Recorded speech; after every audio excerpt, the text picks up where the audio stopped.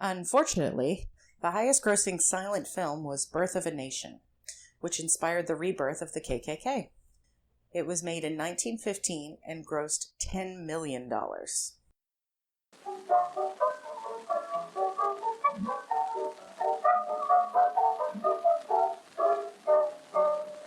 wasn't finding a bow wow. Daddy wasn't finding a bow wow. I love my little cat. I'm very fond of that. I'd rather have a big bow wow wow wow wow. Hello, and welcome to the Mochiverse. I'm Linette. I'm Richard. You're here again. Oh crap, that's right. Yeah, it's kind of wandered in. Sorry. Yeah, that's okay. I mean, while you're here, might as well do a podcast, right? Sure, why not? Okay. So what do you want to talk about? World peace. Oh. I didn't prepare any notes for that. Well, there's no real notes. It's all good. Okay. Well, how about this? Today, let's do a sort of a biography, right? Sure. And how about if we do like a Hollywood biography? Okay. Sure, it sounds cool. Okay. So Hollywood's our thing, because as we talked about before, we were thinking about doing our own show about movies. Yep. Right? So this one is a Hollywood story. It's an old Hollywood story. It's got some true crime elements, unfortunately, and fat shaming, unfortunately, and a trial and nasty gossip and death, which is all sad and bad, but it's a fascinating story. And Okey-dokey. I really wanted to tell it. So here we go. Today's story is about Roscoe Conkling Arbuckle. Do you know who that is? I think I've heard of him before, yes. He was a silent film actor, and he was known as Fatty Arbuckle. Yep, I've heard of the name. Yes. He was born March 24th, 1887 in Smith Center, Kansas. I'm not sure where in Kansas that is, but... It's hard to tell. It's all flat, so it's hard just to tell what part of Kansas it is. So just kind of It point... all looks the same somewhere out there. Yeah. Just kind of point to a part of Kansas and go, that's good enough. I mean, you can see it from your front porch, so it's there. So sorry to all of our Kansas listeners. Oh, that's okay. I'm sure you understand. I'm sure you're aware of your surroundings. Yes, you are. It's pretty flat here, too, for the most part. So for the purposes of this podcast, I'm not going to call him Fatty Arbuckle because he actually didn't really like that name that much. I'm going to call him either Roscoe or Arbuckle. That works. And he went by Roscoe to people who loved him, so I'd rather do that. He was one of 9 children, and his father, William Goodrich Arbuckle, while he had a very posh-sounding nice name, seemed like sort of a dick. Because Roscoe was over 13 pounds when he was born. Wow. His father automatically assumed that he was illegitimate because he and his wife were both slim. Of course, genetics didn't have anything to do with it. Yeah, so he thought his wife had an affair because he's skinny and his wife is skinny. So he treated his wife like shit and he treated Roscoe like shit. And in fact, he named him after Roscoe Conkling, who was a senator from New York who was a known philanderer and who his father hated. Yeah, so that's really good start there. Sounds awesome to me. Loving parents. That's the way to go. I mean, his mother was probably very nice. But probably. She unfortunately didn't live very long. She died 11 years later. The baby was really big for her because she was little. And she had complications during her childbirth, but also she had health complications for the rest of her life. And she died 11 years later. So that's really sad. But Roscoe was really nice and he tried his best. When he was 8, he performed on stage for the first time and he loved it. When his mother died at 80, when he was 11, his father just suddenly refused to support him anymore. Because I think he was still thinking, you're not my kid. Wow. Yeah, it's really terrible. And so Roscoe started working odd jobs. And, this is an 11-year-old at the end of the 19th century. So it's like really harsh. Well, yeah. So one of his jobs was in a hotel. And while he was doing his various jobs in the hotel, he used to love to sing while he worked. And apparently he had a really nice singing voice.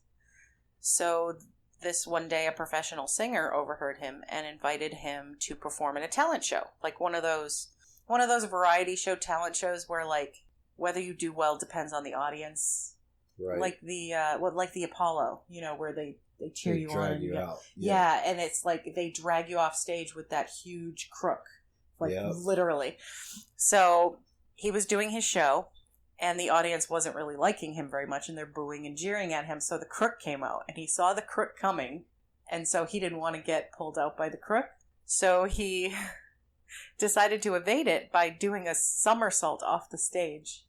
And he somersaulted right into the orchestra pit and made a big racket and a big noise. And the audience went fucking wild. Well, that's probably where he got his talent from. Yeah, like he was really good. Yeah, so he was really good he was a very physical comedian too. He was really good at gymnastics and things like that. So he won the talent show that day. Oh, good deal. Yeah, and he started his career in vaudeville. So he worked in vaudeville, which, I mean, vaudeville had a troubling past, and there was a lot of stuff that happened in it, but it's still kind of awesome, still kind of like fascinating to me. I always love watching any of those old vaudeville shows, and it was like it was really just a little of everything, singing, dancing, jokes. He was a really good singer. He danced around the stage, and he was very deft. He's just very graceful, which is really nice. It is cool. Yeah, he was a big dude. He was like 300 pounds.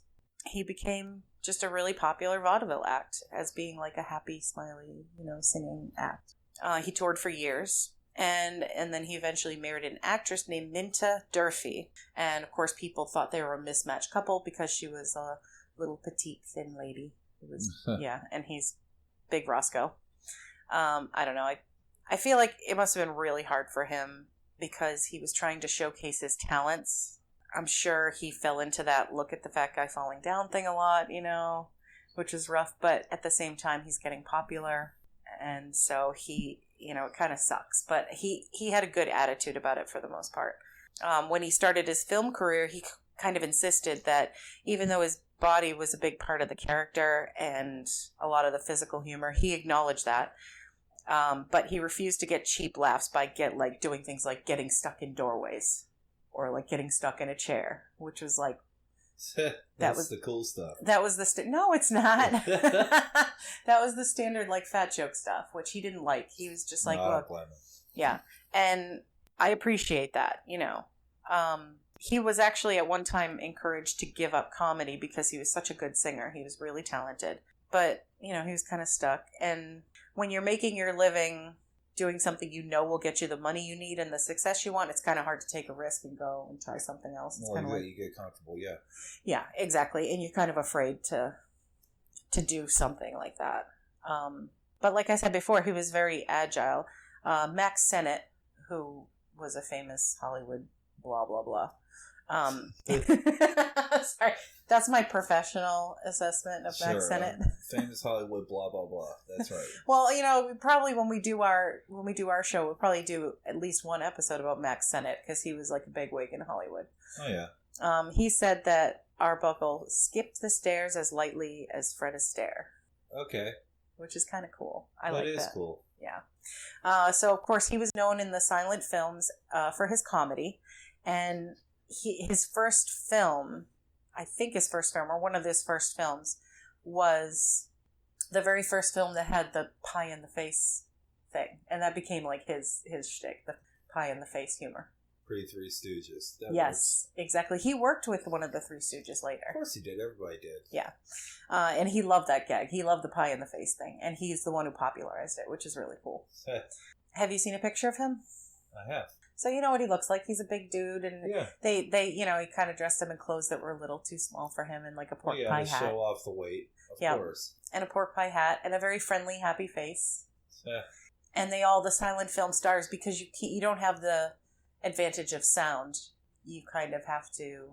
It's just like vaudeville. You have to be a character. You have to be big in your look and your motions.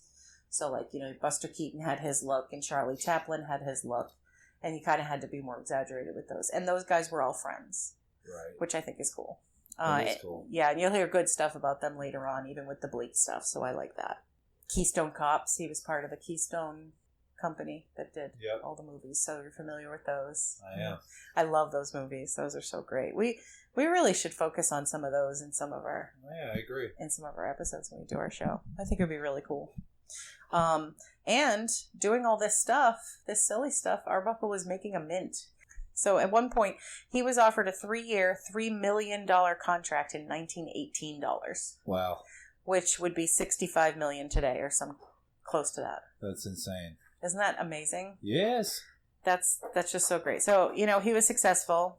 Go ahead, Darian. Do what you want. He did have some problems. In 1916, he had an infection in his leg that almost led to an amputation. And he was briefly sort of addicted to morphine after that. Yeah. I think he was into drinking after that later, but he wasn't like a belligerent drunk. He was like a nice drunk, happy drunk. Well, that's a good thing. Yeah. I don't drink. We don't drink. Neither one of us drink. So, like I said before, he didn't really like to focus on the cliche fat stuff. I mean, he kind of did. But he really, unfortunately, hated his nickname that he got. Well, I mean, yeah, it's a crappy nickname. It is. And this is the sad part. He actually grew up with that nickname in school. So they used to call him Fatty in school. And so then in the film industry, he was still called Fatty. Still called Fatty. That's not nice. It's terrible because, like, when you everybody has, like, nicknames in school. When you finish school, it should be the end of all that shit. It should, but it isn't. No. And I know that, like, if I have any UK listeners, but I know that in the UK, like, you get a nickname when you're, like, 7, and that's your nickname for life. You'll have, like, 40-year-olds calling each other, like, pissy pants, That's not nice at all. It really isn't. It's terrible. But so while he understood that he was going to be called, like, Fatty Arbuckle, he really didn't like it off screen. So if somebody came up to him and tried to call him, like, hey, Fatty, or whatever, like, to ask him a question, he would always say, I've got a name, Yeah. And he would always correct them. And so that's when people came to know him and respect him, they referred to him as Roscoe, which is great. Well, that is good. Yeah. So here's where we get to the true crimey scandal terrible part. Okay. So are you buckled in? I'm buckled in. All right, I'm glad. In 1921, and this was like sort of at the height of his fame, Roscoe and 2 of his friends decided to take a little break and drive from Hollywood to San Francisco, just to have like a nice weekend or whatever. Right. What they decided to do was to have some 1920s fun. 1920s fun? 1920s fun, Is it a different kind of fun? It is a different kind of fun. Okay. Well, okay, so, and then the other thing that I wanted to make a note of, I used Wikipedia pretty heavily for this. In the Wikipedia article, it mentions this drive to San Francisco, and it says the following. This is a quote. Despite suffering second-degree burns to both buttocks from an onset accident, and then doesn't explain. Doesn't say anything else. Of course it doesn't. Well, you gotta leave it to the imagination. No, I want to know what happened to his bum. I don't know. Ask the person that typed the article. Like, what happened? I mean, look, I know there's no OSHA at workplaces. Like, movie sets were probably bananas in the 20s. Oh, I'm sure they were. Like, there was all kinds of... There were no regulations. Well, yeah, like Harold Lloyd. Harold Lloyd is the one who, he's famous for hanging off the clock in that movie. You know, right. The movie where he's hanging off the clock face. He actually lost some of his fingers in his hand because he was playing with a prop bomb. Like, it's a prop. Why does it explode? And it was one of those, like, round, cartoony bombs with the wick in it. And he was just, like, holding it, and it exploded in his hand. Like, why? Yeah, it's not supposed to explode. It's a prop. What are you doing in Hollywood? Yeah, yeah. It's not a real bomb. Right. Why did it exploded in his hand, and he lost, like, some of his fingers. He wore a glove for the rest of his career. What do you do in Hollywood? Are you okay, Hollywood? Wow. Right? So, yeah. So, I don't know what happened to poor Roscoe's bum, but he had a sad bum, but he went to San Francisco. And so, he and his friends got 3 hotel rooms at the St. Francis Hotel. 1 room for 2 of them to share, 1 room for one of the guys, and a 3rd room that would be like the party room. The party room. Yeah. And they, this is like a rich people party in California in the 20s. So, you can imagine, like, speakeasy style jazz music, Lots of cocaine. Cocaine in the 20s? Oh, yeah. Was it? Was legal. Oh, yeah, that's true. Yeah, it was in Coca-Cola, so why not you snort it, too? That's true. And actually, cocaine was a thing in England in the end of the 1800s, because Sherlock Holmes did cocaine. So, yeah. Okay. I don't really think of it. I think of cocaine as an 80s thing, but you're right. So they invited 30 women to the party, and it was like a rager, probably. And at some point, an aspiring actress named Virginia Rapp was found in one of the rooms very sick. Mm-hmm. The hotel doctor examined her and figured she was just drunk, and he gave her morphine to calm her down. And she was sent to the hospital 2 days later in very bad condition. Oh, boy. Yeah. Now, in the hospital, Virginia's friend, Bamina Delmont, and you're going to be hearing a little bit about her, okay, told doctors that Roscoe had raped her. Of course. Yeah. They examined her and found no evidence of this, but she died a few days later from acute peritonitis brought on by a ruptured bladder.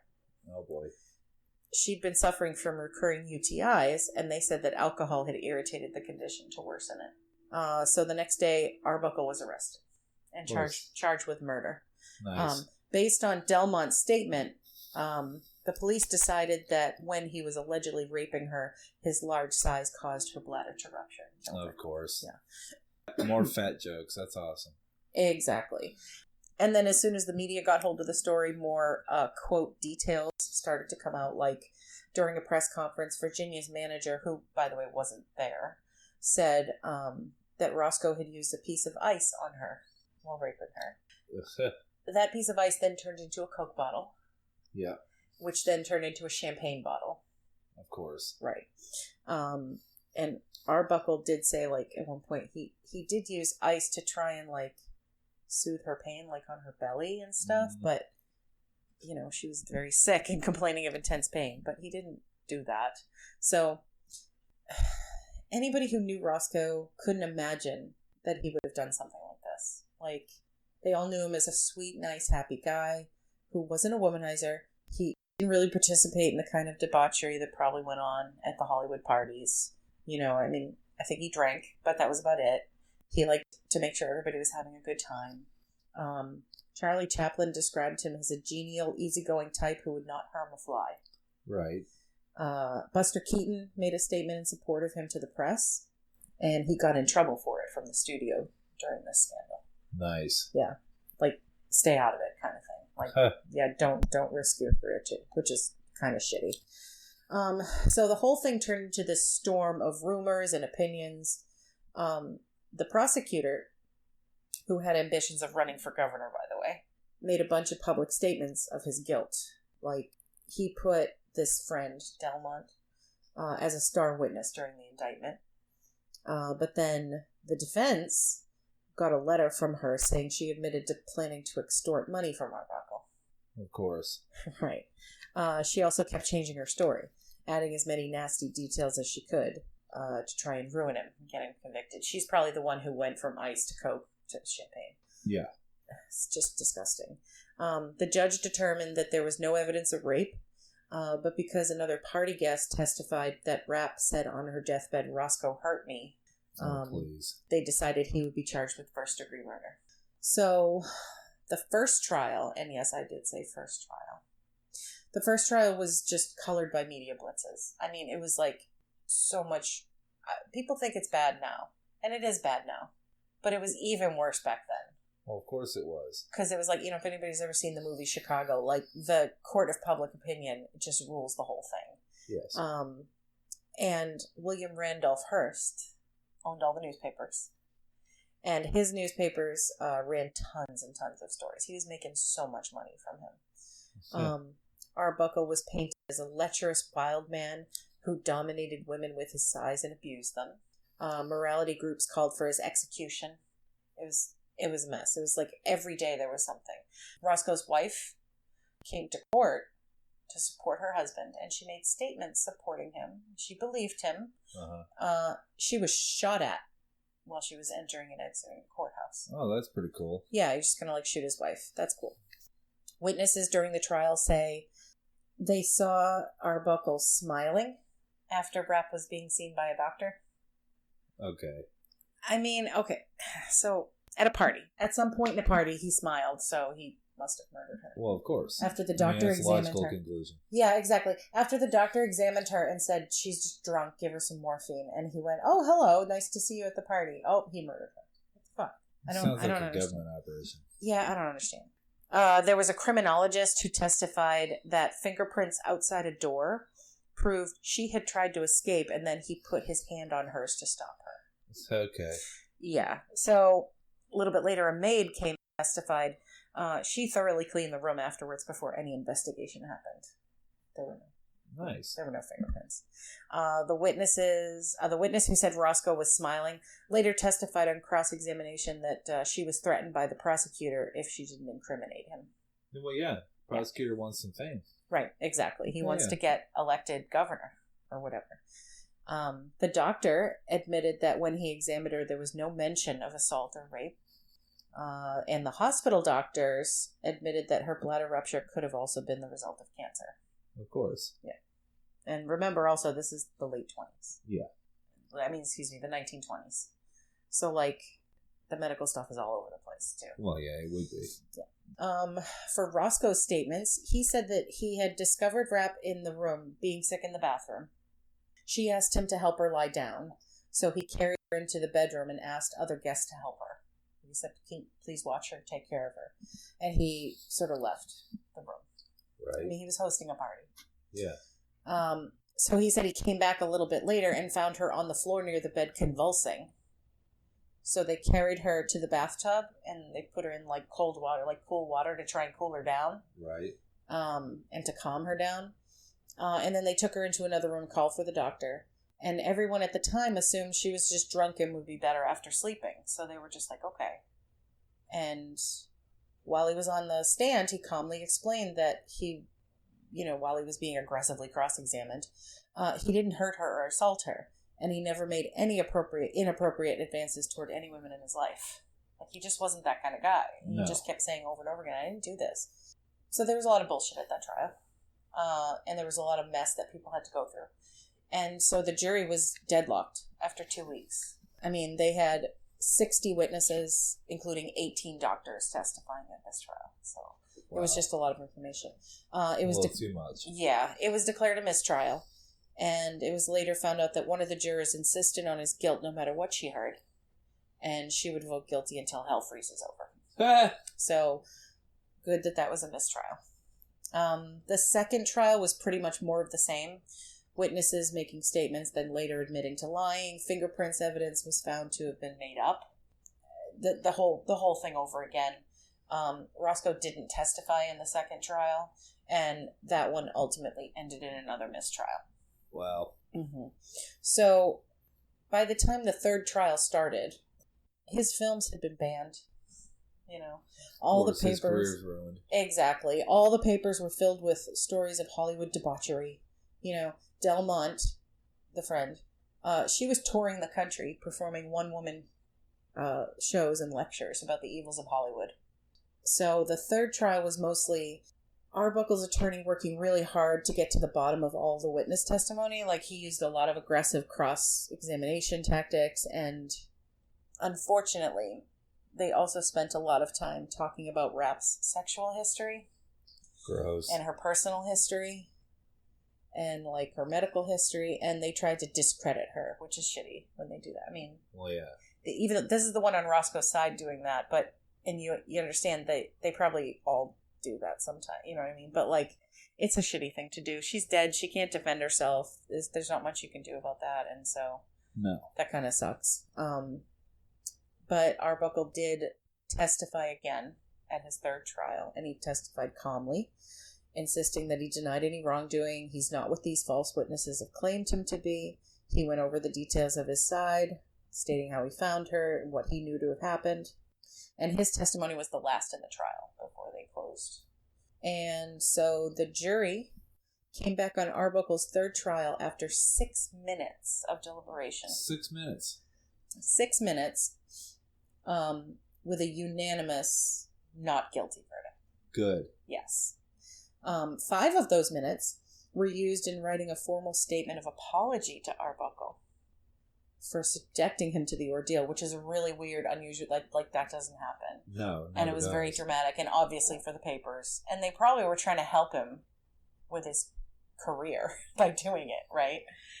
So I'm going to read the statement that the jurors wrote. We feel that a great injustice has been done him. We feel also that it was our only plain duty to give him this exoneration. Under the evidence, for there was not the slightest proof adduced to connect him in any way with the commission of a crime.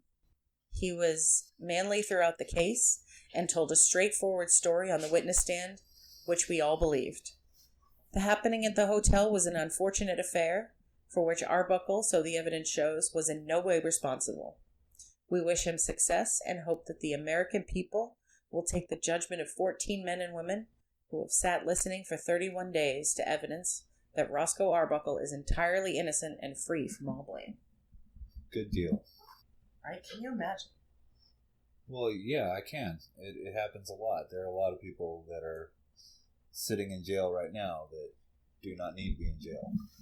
Absolutely. All because that's one of the reasons prosecutors don't need to be in an elected position. Well, yeah. Well, yeah, different show. Different show. There, in the Wikipedia notes after, it says that there are some experts now who think that Rapp's bladder might have ruptured as a result of a botched abortion. Oh. Maybe. But that can't be proven now because her organs were destroyed. Like, you know. Well, yeah, they got to get rid of the evidence. I mean, it probably wasn't some conspiracy or anything, but they probably, case closed, don't think about it anymore, blah, blah, blah. Wow. It doesn't say anywhere that she was, like, cremated, but maybe it just says the organs were destroyed, so maybe during the autopsy or, you know, embalming and stuff. It's possible. It's hard to know. We weren't there. Yeah, and it was a long time ago. It was over 100 years ago, so. Yeah. This is interesting. I like this. Arbuckle, although he was free, did plead guilty to one count of violating the Volstead Act, which was the Prohibition Oh, yes. Act. Yes. So Prohibition was still a thing. And he had to pay a $500 fine, which is $9,000 in today's money. And it's a slap on the wrist. Slap on the wrist, not a big deal. Although he did, the trials put him into over $700,000 of debt in 1920s money. So it would have been like $13 million in debt today. Holy crap. So he had to sell his house, he had to sell his cars, and that didn't pay off all the debt. Like, he owed a lot of money. That sucks. I know. And the acquittal, even though it came with a public apology, unfortunately it didn't do much to help his reputation. The Motion Picture Censor Board, which had actually just been recently formed, put a lifetime ban on all of Arbuckle's work and cited him as an example of Hollywood's poor morals. Oh, please. Yeah. However, after public pressure, Will Hayes, the head of that board and the one responsible for the Hayes Code, which, are you familiar with? I have heard of the Hayes Code. We could talk about the Hayes Code in another installment. But yeah, he was the one who came up with the Hayes Code. Because of public pressure, he rescinded the ban a year later. So. Well, that's good. Yeah. Despite that, a lot of places weren't showing his films at all, and he really wasn't able to get work as an actor. They didn't really gain traction, his films, and the studios kind of mostly started showing him only in Europe. Right. You know. He got divorced. He married again in 1925, and that was his second wife. He was married 3 times. Interestingly, though, Buster Keaton still showed himself to be a true friend. He gave Arbuckle 35% of the profits from his own production studio. Oh, wow. That's pretty nice. It is nice, and he was instrumental in trying to restart his career. Like, he gave him directorial work and stuff like that. So. Wow, that is a good friend. It is a good friend, yeah. He did do some directing, but it didn't get him too much success. You know, that scandal just seemed to follow him. He did manage to direct a bunch of short films under the pseudonym William Goodrich. So. Okay. You know, you could see some stuff by William Goodrich. Well, there you go. Some short films. Is that the father of B.F. Goodrich? Or somebody, no. Maybe. Maybe. You never know. It's surprising that he would use, like, you know, basically his father's name, though. Yeah. To try and, because, you know, hey, who knows? Hey, money is money. Right. I know, but I can't imagine wanting to be associated with the person who didn't acknowledge me as a baby. Pretty much was instrumental in his mother's downfall and death, because I'm sure he didn't help her feel better for those 11 years while she was dying. Oh, wow. And just basically kicked him out of the house and wouldn't support him after age 11. Maybe he just looked at him wrong or something. Who knows? Oh my gosh. So he did get divorced from his second wife. I don't remember how long they were married, but he did remarry again. He ran a restaurant briefly with a friend, and it was under his name, so then they like rechanged the name. They named it Arbuckle's Cafe, and then they renamed it something else, and then they ended up closing it. He had a brief revisiting of his success in the early 30s, started doing some more films. On June 28th, 1933, he had just finished filming In the Dough, which was part of a series of short films by Warner Brothers. And the next day, he signed a contract with Warner Brothers to star in a feature-length film, which was great. So he met with friends that night to celebrate his first wedding anniversary and the new contract. And he was reported to say, "This is the best day of my life." Oh, that's sweet. It is sweet. That night, he died in his sleep of a heart attack, unfortunately. That sucks. Just when he had signed the contract for a feature-length film. Probably would have brought him back. And he was happy. You know, he just had his first wedding anniversary with his current wife. And I don't know if things were seeming to look up. And he was 46. Wow. All of that happened in such a short life. That sucks. It really does. And what also sucks is that you can't see the majority of his films. Because of the scandal, it's thought that many of them were just destroyed. Of course. You can still see the films that he did, like that he was in with Keaton and Chaplin. A lot of those have been restored. So, you know, his stuff is still out there. You can still see it. You can still enjoy it. What an important contribution he had to film. Comedy especially. In 1960, he was posthumously awarded a star on the Hollywood Walk of Fame. Aww. So I think that's nice. And another sad fun fact. Chris Farley, John Belushi, and John Candy were all kind of in the running to do like a biopic. I wonder if they're ever going to do a biopic on him. I don't know. That's Hollywood, man. They always say they're going to do something, and then they don't. Well, Chris Farley's was in the works. He was actually going to have Vince Vaughn as his co-star. That would have been cool. Yeah. But he died before production could start. Yeah. They all died. All three of them died before production could start on any of those films. So that's true. And I was also reading about his first wife, Minta Durfee. She was actually Chaplin's first leading lady. That's kind of interesting. She went on to do many films, and then in her later years, she toured the country giving lectures on silent film. She appeared in talkies too. Like she appeared as she was getting older. She appeared in other movies. She died in 1975, so she lived a long time. 1 year after I was born. There you go. That's good. That's the year I was born. There you go. And in her later years, she still said good things about Roscoe, which I really appreciated. She said he was the most generous human being I've ever met, and if I had it to do all over again, I'd still marry the same man. Aw. That's really sweet. That is sweet. I just think that it's just really sad what the court of public opinion can do to you, you know. Yeah, they shouldn't be televising trials or putting them in the news anyway. Innocent until proven guilty. Well, that's true too.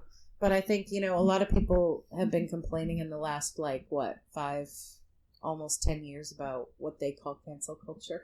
It's some new thing. Yeah, no, it's been going on forever. It's been going on forever. But it's really hard when... I can imagine it would be even harder in the 1920s where you couldn't even you couldn't even defend yourself. It was just... not back then. Not unless you were very, very wealthy. What are you supposed to say? I mean, he was wealthy and he was acquitted, and way before his trial even started, they had already hanged him for it, Yeah, so, that's sad. It's pretty awful. It makes me sad, but, you know, it's important to tell. You know, Hollywood. I'm not going to say that. Yeah, Hollywood. That one. Yeah. What were you going to say? I was going to do the 1941 Hollywood rendition. The song? Oh, I thought you were going to do... No. I thought you were going to be like, Hollywood. No. When's the last time you knew me do musicals? There's only 2 musicals. Willy Wonka and the Blues Brothers. That's it. Everything else is crap. And we know this. Oh, you're not a fan of Newsies? No. I don't like Crutchy either. Crutchy's a worm. You never even watched it. No, but, you know, you still hear about it. Well, if you would let me have you watch Chicago, I think you'd actually like it, because it's a really good movie. Yeah. And it takes place around this time. That's true. Or actually, it probably takes place more like late 20s, maybe. Who knows? But it has the same kind of themes in it. It has like a trial, and it has like the influence of the public on a trial, which is crazy. That is crazy. Yeah, it's really, that's rough. That's rough. What did you think of our story? I liked it. It's sad, but in the end, happy, and then sad again. Yeah, right? Kind of like life in general. Happy, sad, dead. Same kind of stuff. Yeah. That's pretty much it. Put that on a t-shirt. Yeah. Happy, sad, happy, dead. Yeah, make my fortune that way. Happy, sad, happy, dead. No. It's happy, sad, happy, dead. Just, you got to put the pauses in for effect. Oh, Richard, everybody. Yes. So, I hope you enjoyed listening, folks. Yes. I hope maybe you learned a little bit today. I hope this inspired you to go see some silent films. You could see some Chaplin films, or some Keaton films, or some Fatty Arbuckle films. There you go. See some pie fights. I think that would be kind of fun. Sorry that it was so sad, but there it is. If you'd like to get in touch with us, you can send us an email at mochiverse@gmail.com. That's MOCCIAVERSE@gmail.com. We'd love to hear from you. And I know you're missing my dad. He'll be back in a couple of weeks. And so, without further ado, I guess, give me some of them dad jokes. Oh my God, I was almost going to say, give it to me, Daddy. Oh no, definitely not the right format for a podcast. It's not bad. It's wrong. It's maybe bad. Later on in life, but right now we're good. This is a guest. I mean, he's a guest host, but it still sounds really gross. That's true. So, please give me some dad jokes, Richard. Okay. So, I recently got carded at a liquor store. My Blockbuster card accidentally fell out. Cashier said, never mind. See? Yep. Where do boats go when they're sick? Where? To the boat dock. Oh, okay. You know, I just don't trust trees. They seem kind of shady. Yeah. My wife is really mad at the fact that I have no sense of direction. So I packed up my stuff and right. Yeah, that's a good one. Wow, that's a thinker. Okay. How do you get a squirrel to like you? How? Act like a nut. Okay. Yeah. I don't trust stairs because they're always up to something. Yeah. Did you hear that rumor about butter? Oh yeah, you don't want to spread it though. Yeah, don't ask me. I'm not going to spread it. Yeah, my dad already told that one. That's all right. Why did Billy get fired from the banana factory? Why? Kept throwing away the bent ones. What does a lemon say when it answers the phone? Yellow. Yellow. Yeah. Okay. And last one. Mm-hmm. This graveyard looks overcrowded. People must be dying to get in. Oh God! That one sounds familiar. I wonder if my dad told that one. I'm gonna have that one made into a T-shirt. Maybe that was my great. dad told that one too. That's okay. All right, guys. I will see you in 2 weeks. Bye. Bye. Daddy wasn't finding a bow wow. Daddy wasn't finding a bow wow. I've got a little cat. I'm very fond of that. I'd rather have a pig bow wow.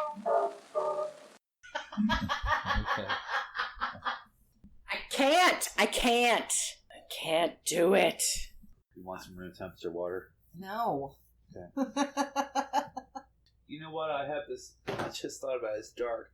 But if you and I were like having to walk across the desert, say like 40 miles to get somewhere to survive, and we had enough water to survive the trip, but it was all like not cold, you'd be the first to die of dehydration. No, I would actually drink it if I had to survive. But you would complain the whole time. I'd probably throw up a couple times. But yeah,